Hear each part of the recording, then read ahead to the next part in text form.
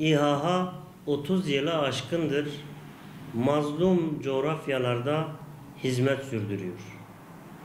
Yeri geldiğinde Afrika, Yemen, Arakan, Myanmar vesaire gibi ülkelerde mazlum, yetim, mağdur olan kişilere sizlerden gelen desteği, sizlerden gelen yardımı onların sofralarına, onların evlerine yetiştirmeye çalışıyor. Bizler de Kovancılar İHA olarak bu Ramazan faaliyetini açıklayacağız.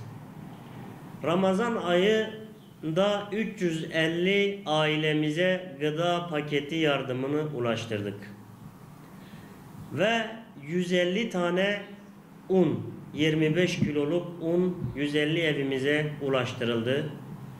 Onun ötesinde 20 bin lira zekat ve fitre yardımında bulunduk. Yine Suriye ve Afrika'da 1550 kişiye iftarlık ve gıda 40 tane gıda kolimiz teslim edildi. Yine Afrika'da 7. su kuyusunu açtık. 7. su kuyusundan açtıktan sonra 8. su kuyusunun girişimine de başladık. 35 tane ilçemizde bir hayır sahibi abimiz tarafından 35 yetim çocuğumuza alıp Elazığ'a götürüp giyim ve ayakkabıları temin edildi.